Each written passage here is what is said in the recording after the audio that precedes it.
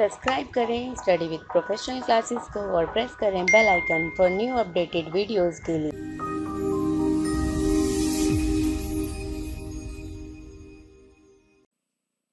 Hello everyone, welcome to my channel study with professional classes. So friends, आज का जो हमारा टॉपिक है वो है थ्योरीज ऑफ इंटरनेशनल ट्रेड।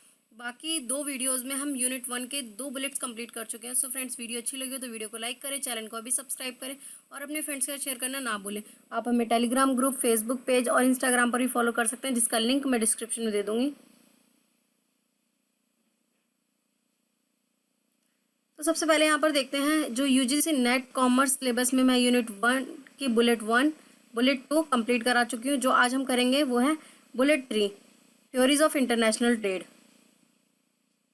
तो बुलेट 3 के ये टॉपिक्स हैं, ठीक है। 1 बाय 1 स्टार्ट करते हैं। International of theories of international trade.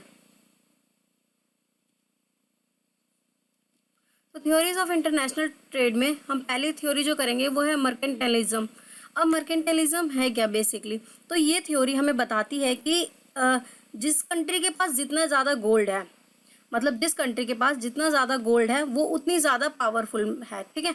और वो क्या करे, ज़्यादा से ज़्यादा एक्सपोर्ट करे, इम्पोर्ट कम से कम करे, जिससे कि जो उसका बीओपी है वो सरप्लस में रहे हमेशा। बीओपी क्या रहेगा? हमेशा सरप्लस में रहेगा, क्योंकि उसके पास ज़्यादा से ज़्यादा गोल्ड है तो वो ज़्यादा पावर में है। और दूसरी बात, वो क्या करे, दूसरे कंट्री से जब ट्रेड करे तो ज़्यादा से ज़्यादा क्या कर सके, जो फॉरेन करेंसी है उसे सेव कर सके। ये हमारी मर्केंटाइलिज्म थ्योरी कहती है। तो देखते हैं यहाँ पे, mercantilism theory is an economic theory that advocate government regulation of international trade to generate wealth and strengthen national power. Merchants and the government work together to reduce trade deficit and create surplus. तो ये कहती है जो balance of payment है हम import कम से कम करें, जिससे कि जो हमारा बैलेंस ऑफ पेमेंट है वो कभी डेफिसिट में आए ही ना। हम ज़्यादा से ज़्यादा एक्सपोर्ट करें और हमारा जो बैलेंस ऑफ पेमेंट है वो हमेशा सरप्लस में ही रहे, जिससे ज़्यादा की ज़्यादा हम गोल्ड को रिजर्व रख सके। और ये कहती है कि जो एक कंट्री है उसकी वेल्थ के अकॉर्डिंग उसको मेजरमेंट किया जा सके कि जिस कंट्री के पास जितना ज़्यादा गोल्ड है वो उतनी ज़्यादा पावरफुल है, ठीक है। Oldest theory develop during the 16th century. ये जो थ्योरी है ये बहुत पुरानी थ्योरी कहा जाता है, जिसे डेवलप किया गया था 16th सेंचुरी में। Main focus was on maximising export and minimising import. तो ये थ्योरी यही कहती है कि ज़्यादा से ज़्यादा एक्सपोर्ट किया जा सके और जितना हो सके उतना कम इंपोर्ट किया जा सके। Wealth was measured in gold and deficit was paid in gold. तो देखो यही बात है, मैंने आपको बताया कि जिस कंट्री के पास जितना ज़्यादा गोल्ड है वो उतनी ज़्यादा पावरफुल है और वो कंट्री क्या करे, ज़्यादा से ज़्यादा एक्सपोर्ट करे और इम्पोर्ट कम से कम करे। एक एग्जाम्पल के थ्रू समझते हैं। सपोज इंडिया जो है उसके पास गोल्ड है बहुत सारा और वो उसकी वेल्थ अच्छी है, तो वो क्या करे, ज़्यादा से ज़्यादा एक्सपोर्ट करे और इंपोर्ट कम से कम करे, जिससे कि जो उसका बैलेंस ऑफ पेमेंट है वो हमेशा क्या रहेगा, सरप्लस में रहेगा, कभी डेफिसिट में आएगा ही नहीं, क्योंकि वो इंपोर्ट कर ही नहीं रहा है। तो फिर क्या होगा, वो उसका डेफिसिट में कभी जाएगा ही नहीं, ज़्यादा से ज़्यादा एक्सपोर्ट होगा, ठीक है। उसके पास फॉरेन करेंसीज आएंगी तो उसके पास क्या होगा, गोल्ड और ये सब कुछ रिजर्व रहेगा। ये रिजर्वेशन की बात करती है, ठीक है। नेक्स्ट अब हम यहाँ पर देखते हैं absolute advantage theory. Absolute advantage theory जो है, जो पुरानी थ्योरी थी उसको वो क्रिटिसाइज करती है। एडम स्मिथ के द्वारा ये थ्योरी दी गई है।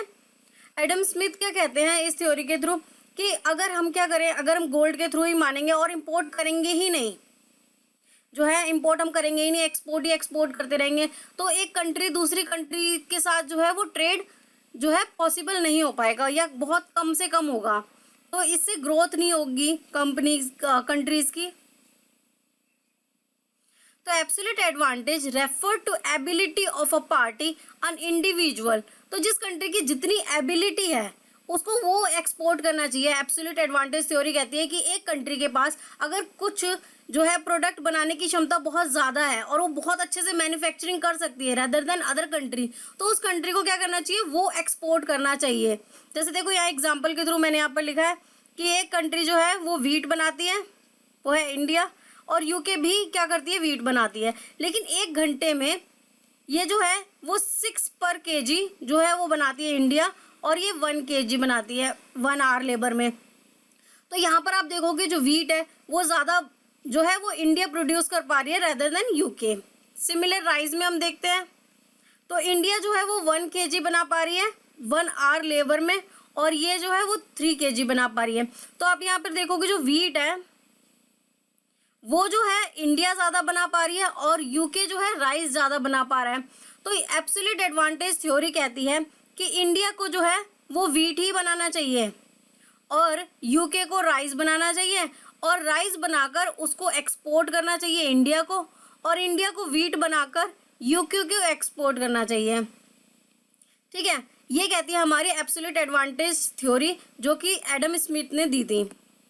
यहाँ पर हम एक बार पढ़ते हैं, इंडिविजुअल और फर्म और country to produce a good और सर्विसेज मोर एफिशिएंसी। तो ये कहती है कि जो ज़्यादा एफिशिएंसी से काम कर रही है, ठीक है, तो यहाँ पर देख सकते हो इंडिया जो है बहुत अच्छे से मैन्युफैक्चरिंग कर रही है और बहुत एफिशिएंटली काम कर रही है। वो 1 घंटे में 6 किलो जो है वो वीट बना पा रही है, लेकिन यूके नहीं बना पा रही, उनके पास इतनी एफिशिएंसी इतनी एबिलिटी नहीं है। देन इट्स कॉम्पिटिटर, जो भी उनकी कॉम्पिटिटर कंट्रीज है, Adam Smith first describe the principle. ये जो है ये इन्होंने जो है फर्स्ट टाइम इन्होंने ये जो है दी थी theory, principle of absolute advantage in the context of international trade using labour as the only input. A country has an absolute advantage in the production of a product when it is more efficient than any other country in producing.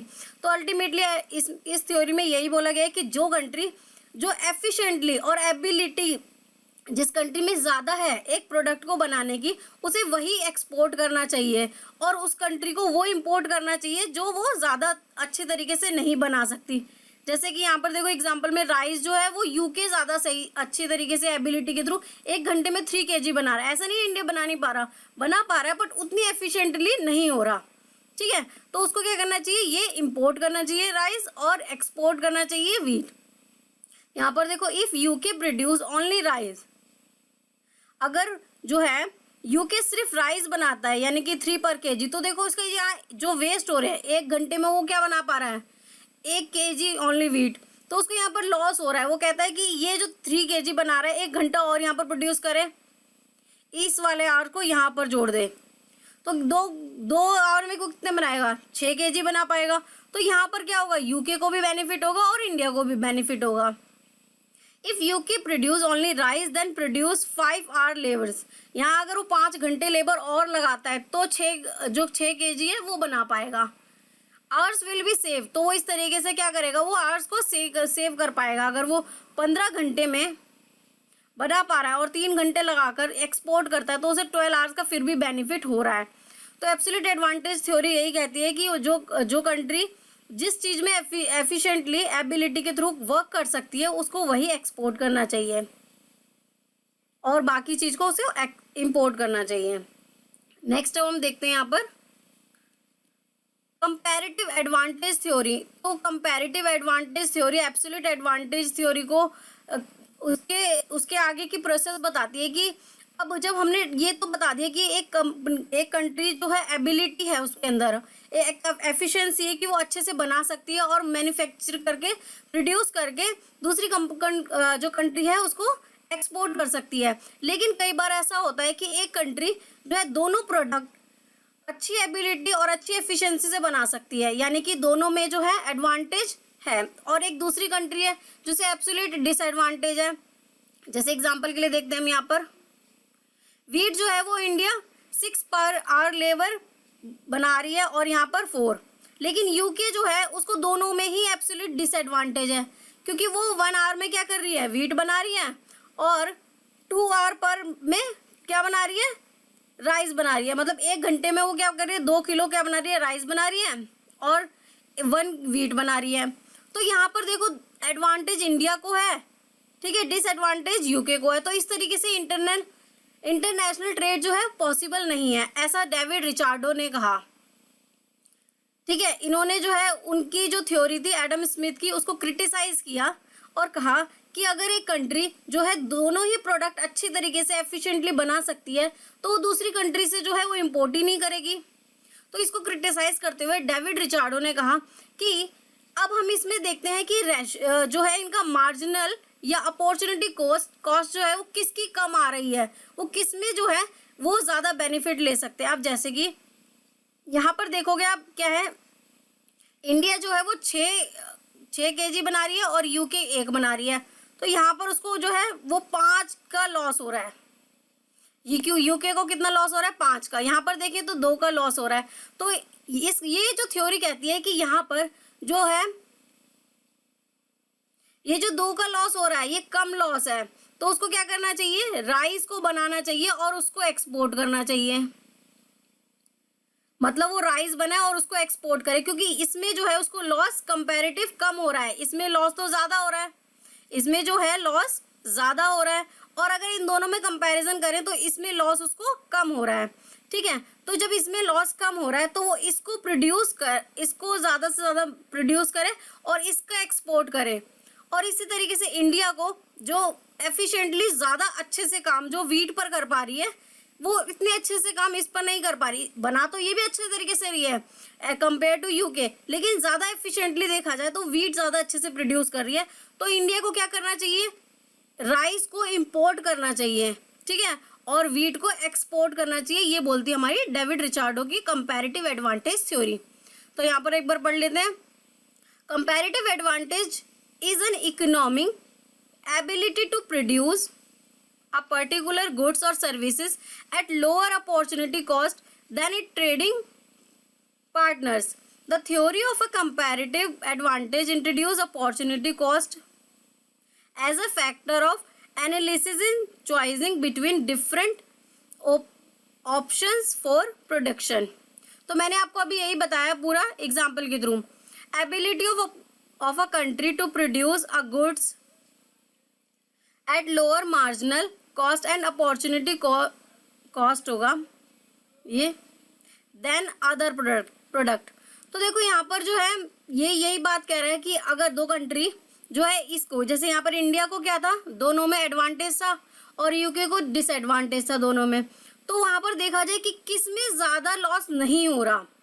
जैसे कि यहाँ पे rice में कम loss हो रहा है क्योंकि यहाँ पर एक घंटे में वो 1 किलो ही बना पा रही है और इंडिया 6 किलो बना रहा है। ठीक है, तो इस तरीके से कंपेयर किया जाए और उस अकॉर्डिंग उसको एक्सपोर्ट किया जाए। तो यहाँ पर जो यूके के एग्जाम्पल में था वो राइस को एक्सपोर्ट करे और इंडिया जो है वीट को एक्सपोर्ट करे, और इम्पोर्ट करेगा इंडिया राइस और यूके इम्पोर्ट करेगा वीट।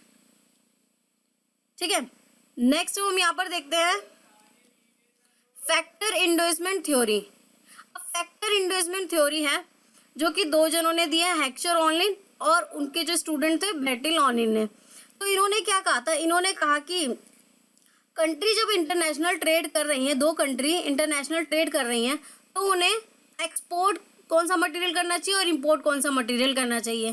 तो वो कहती है कि एक कंट्री जो लेबर इंटेंसिव है, जिसके पास लेबर अमेंडमेंट है, और दूसरी कंट्री जिसके पास कैपिटल अमेंडमेंट है, तो उसको वो चीज़ इम्पोर्ट करनी चाहिए जो उसकी कंट्री नहीं है। जैसे लेबर इंटेंसिव है तो उसको कैपिटल के जो गुड्स हैं उसको इम्पोर्ट करने चाहिए, और लेबर इंटेंसिव को जो है मैन्युफैक्चरिंग करनी चाहिए लेबर इंटेंसिव गुड्स को, और उसको एक्सपोर्ट करना चाहिए। ठीक है, तो देखो ये जो है 2 फैक्टर थ्योरी है, लेबर एंड कैपिटल। तो अगर एक कंट्री, एग्जाम्पल के लिए हम यहाँ पर लेते हैं इंडिया में जो है लेबर इजीली मिल जाते हैं और जो है लेबर इंटेंसिव गुड्स जो है वो इजीली बन जाते हैं रेदर देन अदर कंट्री। तो यहाँ पर बहुत चीपर रेट में एक प्रोडक्ट मैन्युफैक्चरिंग हो जाता है। अब बात करते हैं हम दूसरी कंट्री जो कि है सपोज अमेरिका। वो जो है कैपिटल अमेंडमेंट कंपनी है, तो वहाँ मशीनरी वर्क जो है वो ज़्यादा इजीली हो जाता है रेदर देन लेबर। तो यहाँ पर ये थ्योरी बताती है कि अमेरिका को जो है सिर्फ मशीनरी पे वर्क करना चाहिए, जो मशीन से प्रोडक्ट बनते हैं वो सारे बनाने चाहिए और वो एक्सपोर्ट करने चाहिए इंडिया को, और इंडिया को जो है लेबर से जो जैसे कपड़े वगैरह जो लेबर वर्क है वो काम करना चाहिए और वो एक्सपोर्ट करना चाहिए अमेरिका को। फैक्टर इंडोर्समेंट थ्योरी यही बोलती है। ठीक है, अब एक बार हम यहाँ पर रीड कर लेते हैं। Heckscher Ohlin theory is in economics a theory of comparative advantage in international trade according to which countries in which capital is relatively plentiful का मतलब है यहाँ पर प्रचुर मात्रा में, मतलब भरपूर मात्रा में अवेलेबल हो उस कंट्री में। एंड लेबर रिलेटिवली स्केयर, अब यहाँ पर स्केयर का मतलब है जो है कम, कि वहाँ पर जो है वो कम अवेलेबल हो। Will tend to export capital intensive products and import labour intensive product while countries in which labour is. बोला गया कि जो लेबर अमेंडमेंट है ठीक है, वो उसको क्या करना चाहिए, लेबर का जितना भी वर्क है उसको वो एक्सपोर्ट करना चाहिए। और अगर एक कंट्री जिसके पास जो है कैपिटल ज़्यादा अवेलेबल है उसको वो कैपिटल वाले जो प्रोडक्ट है वो एक्सपोर्ट करने चाहिए। नेक्स्ट हम यहाँ पर देखते हैं new factor proportion theory. New factor proportion theory क्या कहती है, अब यहाँ पर ये जो है थ्योरी उस क्रिटिसाइज करती है जहाँ पर बोलते हैं कि लेबर जो है, लेबर इंटेंसिव जो कंट्री है उसको लेबर के प्रोडक्ट बनाने चाहिए और कैपिटल इंटेंसिव को कैपिटल के बनाने चाहिए। तो ये कहते हैं कि अगर एक कंट्री जो है लेबर इंटेंसिव गुड्स बनाती है लेकिन उनकी क्वालिटी अच्छी नहीं है, उस प्रोडक्ट की क्वालिटी अच्छी नहीं है और वहाँ जो एम्प्लॉय हैं वो इतने उनके अंदर स्किल्स नहीं है और इतने अच्छे से वो प्रोडक्ट को नहीं बना सकते, तो रेदर देन जो कंट्री अच्छे से बना सकती है उसको मैन्युफैक्चर करके उसको एक्सपोर्ट करना चाहिए। न्यू फैक्टर प्रोपोर्शन थ्योरी ये कहती है। एक बार हम यहाँ पर देखते हैं also consider the quality of that factor of production.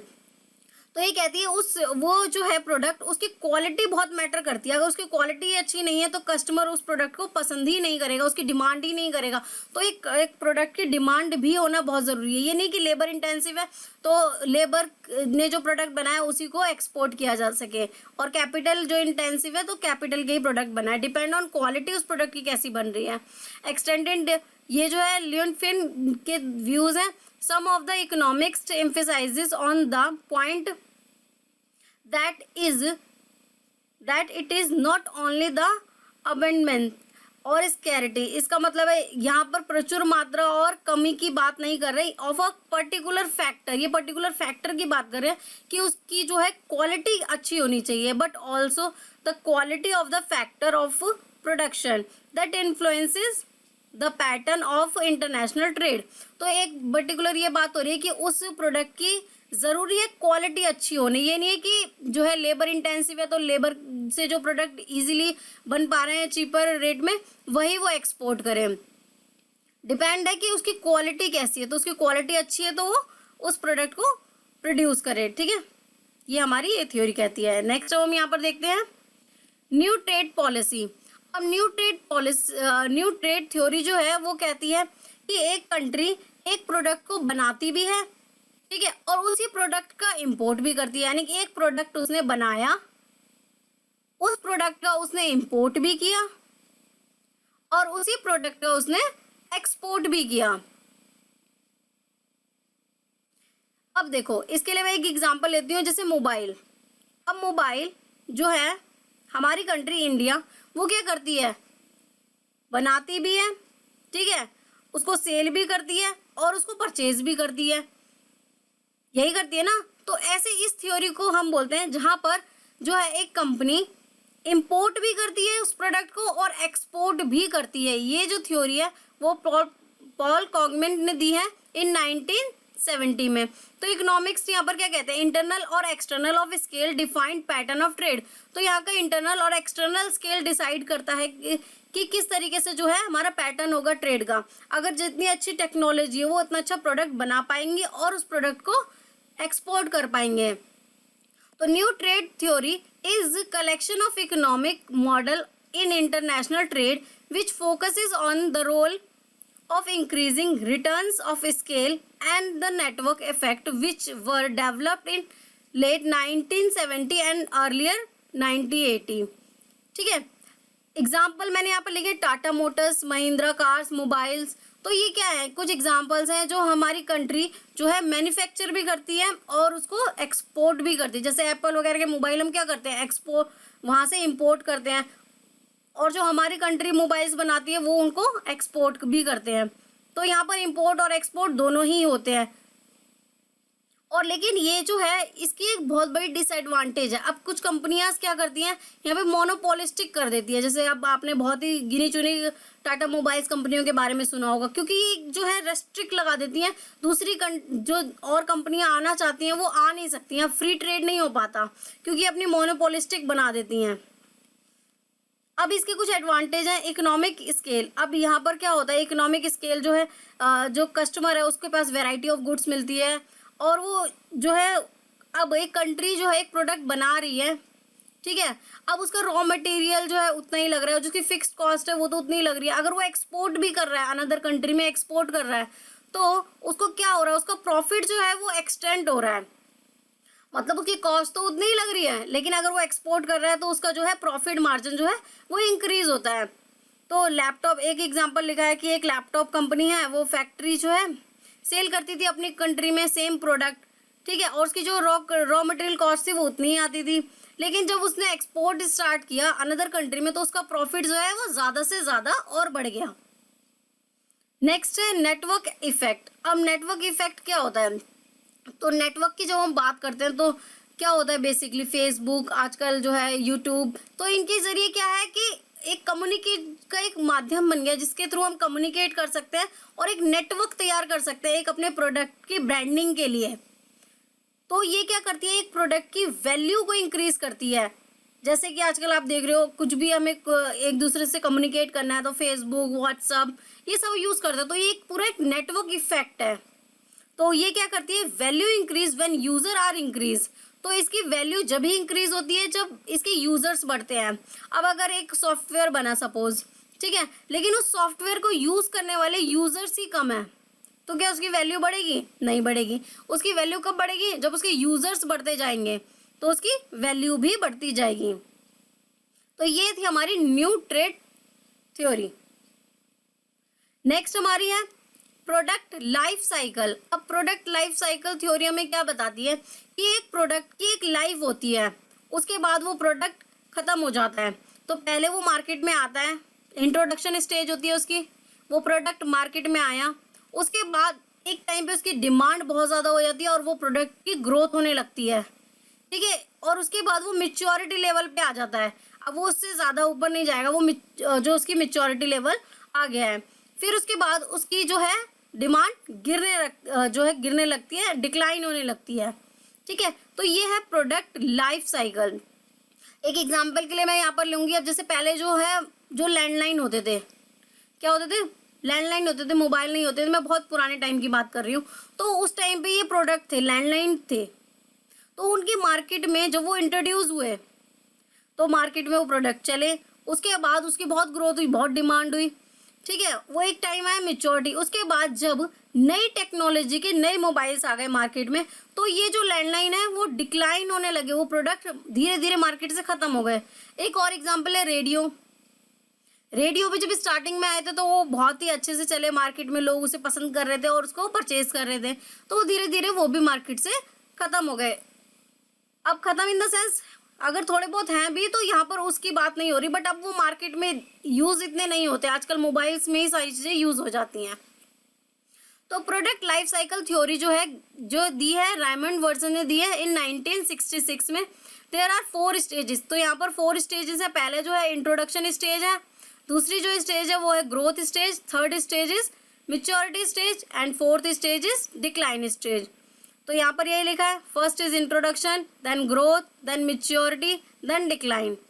Product on decline stage in one country can be start with introduction stage in another country by shifting production base. अब ये भी हो सकता है कि यहाँ पर जो प्रोडक्ट है वो जो खत्म हो रहा है वो दूसरी कंट्री में जाके उसका इंट्रोडक्शन हो, मतलब वहाँ पर उसकी डिमांड स्टार्ट हो।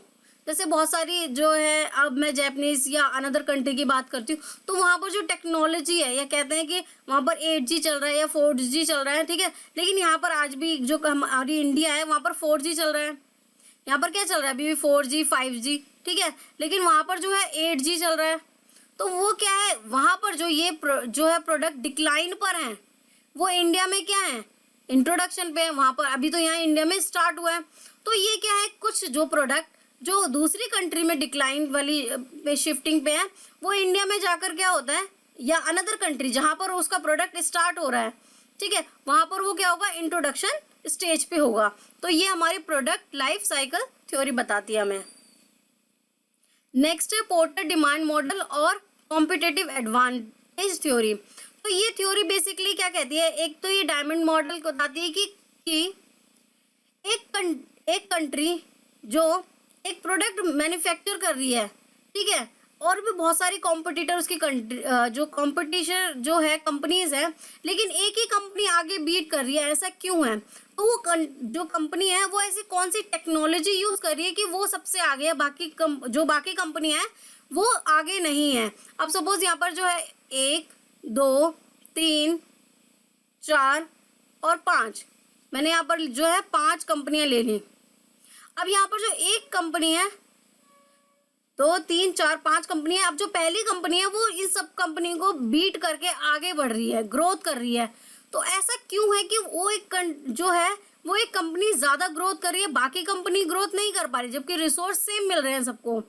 तो ऐसी कौन सी टेक्नोलॉजी है या कौन सी एडवांस स्किल्स है जो इनको नहीं मिल पा रही? तो ये बताती है हमारा पोर्टर डायमंड मॉडल कि कौन कौन सी स्किल्स है जो एक कंपनी को अपनानी चाहिए और वो भी ग्रोथ कर सके बाकी कंपनीज की तरह, ठीक है। तो जो ये दी है माइकल पोर्टर ने दी है इन 1985 में, पोर्टर डायमंड मॉडल। तो ये डायमंड मॉडल जो बताता है हमें कि किस तरीके की स्ट्रेटेजी यूज करनी चाहिए कि हम जो है ग्लोबल लेवल पे अपने प्रोडक्ट को पहुंचा सके इजीली, और क्या क्या अगर जो हमारी स्ट्रेटेजीज है उसके बाद कस्टमर है जो वो हमारे प्रोडक्ट की डिमांड करे, उनके अकॉर्डिंग हमारा प्रोडक्ट हो। रिलेटेड एंड सपोर्टिंग फैक्टर, जो भी सपोर्टिंग फैक्टर है, एंड फैक्टर कंडीशन, जो भी कंडीशंस है वो कंडीशन के थ्रू हमारा प्रोडक्ट जो है वो ज़्यादा से ज़्यादा एक्सपोर्ट हो और उसकी जो है गुडविल इंक्रीज हो। By creating advance factor like technology, अब टेक्नोलॉजी हो सकता है इन जो बाकी कंपनीज है उनकी अच्छी ना हो। स्ट्रॉन्ग नॉलेज बेस, अब जो एम्प्लॉय है उनकी नॉलेज ज़्यादा अच्छी ना हो। ये जो फर्स्ट कंपनी थी इसकी नॉलेज जो है बहुत ज़्यादा अच्छी हो, इनके एम्प्लॉयज़ की, इनका मैनेजमेंट अच्छा हो, ठीक है। A country can become competitive, अब ये जो कंपनी है ये जाकर इजीली अनदर कंट्री में जाके एक्सपोर्ट कर सकती है, ठीक है, और इजीली सरवाइव कर सकती है। तो ये क्या कर सकती है, ये ज़्यादा कॉम्पिटिटिव है रेदर देन दिस, ये कंपटीशन को झेल नहीं पा रहे क्योंकि इनमें टेक्नोलॉजी की कमी है, नॉलेज की कमी है, स्किल्स की कमी है। तो ये कैसे इनको ग्रो करना है ये हमारी पोर्टर डायमंड मॉडल बताती है कि आपको ये स्ट्रेटेजी फॉलो करनी चाहिए और किस तरीके से जो कस्टमर है उसकी डिमांड को देखना चाहिए। तो हम इस डायमंड मॉडल को एक बार स्टार्ट के थ्रू समझते हैं। तो देखो यहाँ पर जो है मैंने 4 फैक्टर, ये जो 4 पॉइंट लिखे हैं, 5वां है गवर्नमेंट और 6ठा है चांसेस, क्या किस किस को चांसेस मिल रहे हैं। तो पहले देखते हैं फर्स्ट पॉइंट फैक्टर कंडीशन। अब कैसी फैक्टर कंडीशन में हमारे यहाँ पर जो 2 पॉइंट है बेसिक और एडवांस। अब बेसिक जो है वो सबके पास होती है, सारी जो है कंट्रियाँ, जो सारी कंपनीज है उन सबके पास है। जैसे मैंने अभी एग्जाम्पल पे लिखा था 1 2 3 4 5, ये 5 जो कंट्रीज हैं या 5 कंपनी ले लेते हैं एग्जाम्पल के लिए। तो फर्स्ट जो कंपनी थी वो क्या कर रही थी, ज़्यादा ग्रोथ कर रही थी और बाकी कंपनी जो है वो ग्रोथ नहीं कर पा रही थी। तो उसका एक कारण ये था, बेसिक रिसोर्स तो सबके पास है, नेचुरल रिसोर्सेज जो है वो सबके पास है, ठीक है, लेकिन जो ये है इसके पास कुछ एडवांस भी जो है जैसे कि यहाँ की जो एम्प्लॉय हैं वो बहुत ही अच्छे और स्किल और एबिलिटी उनके अंदर बहुत एडवांस लेवल की नॉलेज है, जिससे वो जो है इजीली कॉम्पिटिटर को फेस कर पा रही है। तो फैक्टर में हमारे पास बेसिक रिसोर्स प्लस एडवांस भी होने चाहिए, जिसमें हमारे पास एम्प्लॉय की स्किल्स, एबिलिटी, नॉलेज ये सब भी होनी चाहिए। तो हमारी जो है कंपनी वो सरवाइव कर सकती है कंपटीशन में। Next is related and supporting industries, जो इससे रिलेट कर रही हैं उन सारी जो कस्टमर है, ठीक है, उसकी जो डिमांड्स है उन डिमांड को फुलफिल कर सके, ठीक है, और जो भी इंडस्ट्री में जो भी रिक्वायर्ड चीज़ें हैं वो सारी इजीली उसको मिल सके, फर्म्स की जो नीड्स हैं उनको फुलफिल कर सके, एम्प्लॉय की टेक्नोलॉजी अच्छी हो, कंपनी इजीली वहाँ पर सरवाइव कर सके। डिमांड कंडीशन, जो कस्टमर की डिमांड कंडीशन है वो कैसी हो, डिमांड कस्टमर को उनका प्रोडक्ट पसंद आ रहा हो, उसकी गुडविल अच्छी हो, ठीक है।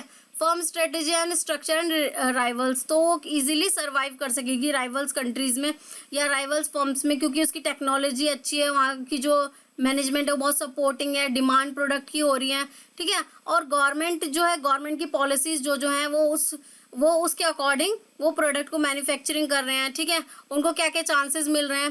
तो ये पूरा मॉडल हमें बताता है कि एक जो है एक कंट्री या एक कंपनी कैसे ग्रोथ करती है या कैसे एक प्रोडक्ट को ग्लोबल लेवल पर सेल करती है। सो ये थी हमारी porter diamond model complete. Reciprocal demand जो है वो हमारी क्रिटिसाइज करती है कंपैरेटिव थ्योरी को। अब ये जो है वो जॉन स्टर्डर्ट जेम्स मिल ने दी है। तो ये क्या कहती है कि हमारी कंपैरेटिव थ्योरी क्या कहती थी कि एक कंट्री अगर दोनों प्रोडक्ट बना रही है, एक कंट्री अगर दोनों प्रोडक्ट बना रही है और दोनों में ही उसे क्या हो रहा है, एडवांटेज हो रहा है, दोनों में ही बेनिफिट हो रहा है, ठीक है, और दूसरी कंट्री को दोनों में ही डिसएडवांटेज हो रहा है, एब्सोल्यूट डिसएडवांटेज, तो वो थ्योरी बोलती थी कि ये जो है यहाँ जैसे 6 बन रहे हैं और यहाँ पर 1 बन रहा है वीट, और यहाँ पर 4 जो है राइस बन रहा है और यहाँ पर 2 राइस बन रहा है। तो इसको क्या करना चाहिए, इन दोनों के कंपैरिजन इसे जो है सबसे कम लॉस जो है वो इसमें हो रहा है। लॉस किस में कम हो रहा है, राइस में कम हो रहा है यूके को। तो यूके को क्या करना चाहिए था, यूके को ये जो है एक्सपोर्ट करना चाहिए था राइस और इंपोर्ट करना चाहिए था वीट। ये हमारी बोलती थी कंपैरेटिव थ्योरी। लेकिन रेसिप्रोकल थ्योरी जो है वो उसको क्रिटिसाइज करके बताती है कि आपने ये तो बता दिया इंपोर्ट करना है कि एक्सपोर्ट करना है, लेकिन कितनी क्वांटिटी में करना है ये कैसे पता चलेगा, ठीक है। तो ये एग्जांपल हम दोबारा समझते हैं। देखो वीट जो है वो इंडिया की एफिशिएंसी एबिलिटी इतनी अच्छी है कि वो 1 घंटे पर आवर पे जो है पर आवर 6 किलो जो है वो जो वीट बनाती है, और यूके 1 घंटे में बना पा रही है 1 kg, और इंडिया राइस बना रही है 4 kg। तो यहाँ पर देखो दोनों ही वो अच्छे से मैन्युफैक्चर कर रही है, ठीक है, और यहाँ पर जो है ये दोनों ही इसको डिसएडवांटेज हो रहा है, दोनों ही अच्छे से जो है प्रोड्यूस नहीं कर पा रही। लेकिन अब इनमें इंटरनेशनल ट्रेड पॉसिबल कैसे होगा, तो इसके लिए कंपैरेटिव थ्योरी बोलती थी कि ये इसको इन दोनों को देख लो, इसमें जिसमें इसको लॉस ज़्यादा हो रहा है, लॉस इसमें इसको ज़्यादा 1 में वीट में ज़्यादा हो रहा था, इसमें कम हो रहा था, तो ये इस तरीके से एक्सपोर्ट करें। अब रेसिप्रोकल थ्योरी कहती है कि ये देखें कि ये कितनी क्वांटिटी में करेंगे। जैसे रेशो यहाँ पर 6:1 और यहाँ 4:2 आ गया, ठीक है। तो यहाँ पर देखें कि इस प्रोडक्ट की डिमांड जो है इंडिया में कितनी हो रही है, जो ये वीट बना रही है, और राइस अगर वो बना रही है तो राइस की डिमांड कितनी है, ठीक है। उसकी डिमांड, उसकी टेस्ट, उसके अकॉर्डिंग वो वहाँ पर उसको सप्लाई करे, उसको इंपोर्ट या एक्सपोर्ट करे। तो देखो अगर वो वीट बना रही है तो वीट में तो उससे लॉस है ही। अगर वो राइस एक्सपोर्ट कर रही है, क्या कर रही है यहाँ पर, राइस एक्सपोर्ट कर रही थी ना यूके क्या कर रही है, राइस एक्सपोर्ट कर रही है। तो जो वो राइस एक्सपोर्ट कर रही है तो यहाँ पर इसका मतलब है कि वो 4 kg दे, उसे 4 kg देना पड़ेगा ना उसे। तो वो 4 kg कितना दे, अगर उसकी डिमांड सपोज उस कंट्री में उसके टेस्ट के अकॉर्डिंग वहाँ पर है ही नहीं, सपोज 2K है, तो 2K ही उसको क्या करना पड़ेगा, सप्लाई करनी पड़ेगी, एक्सपोर्ट करना पड़ेगा। तो according to demand, according to customer taste, according to preferences, वो किसको प्रेफरेंस दे रहे हैं, यूके के प्रोडक्ट को दे रहे हैं या इंडिया के इंडिया के प्रोडक्ट को दे रहे हैं। तो उसकी डिमांड, टेस्ट, प्रेफरेंस, इसके अकॉर्डिंग डिसाइड किया जा सके कि इतनी परसेंटेज जो है वो यहाँ पर एक्सपोर्ट होगी, ठीक है। ये बताती है हमें रेसिप्रोकल डिमांड थ्योरी। रेसिप्रोकल का मतलब ही होता है रिवर्स, ठीक है। Reciprocal demand means the relative strength and elastic of demand of 2 trading countries for each other product in term of their own product, ठीक है। तो वहां पर देखें इलास्टिक ऑफ डिमांड कि किसकी डिमांड ज़्यादा है उस कंट्री में। सपोज यूके के जो है वो प्रोडक्ट इंडिया में जो है इतने पसंद नहीं किए जाते, तो वो कंट्री इतने सारे एक्सपोर्ट क्यों करेगी, जितने जो है उसकी डिमांड हो रही है उसी के अकॉर्डिंग वो एक्सपोर्ट करेगी, ठीक है, और उतनी ही क्वांटिटी में करेगी। तो यही बताती है, it is use to indicate a country's demand for 1 product it is prepare to give up in exchange. तो ये टर्म्स ऑफ ट्रेड्स है। यहाँ पर क्या है, पहले हम टर्म्स ऑफ ट्रेड में परसेंटेज निकाल लेते हैं बेसिकली कि कितनी जो है कंट्री की डिमांड है उस प्रोडक्ट को लेकर, और उसके अकॉर्डिंग उस कंट्री को क्या करना चाहिए, एक्सपोर्ट करना चाहिए ज़्यादा से ज़्यादा उस प्रोडक्ट का। सो ये थी हमारी complete theory of reciprocal demand. So friends, अगर वीडियो अच्छी लगी हो तो वीडियो को लाइक करें, चैनल को अभी सब्सक्राइब करें और अपने फ्रेंड्स के साथ शेयर करना ना भूलें। आप हमें Telegram group, Facebook page, Instagram और ब्लॉगर पे भी फॉलो कर सकते हैं, जिसका लिंक मैं डिस्क्रिप्शन में दे दूंगी।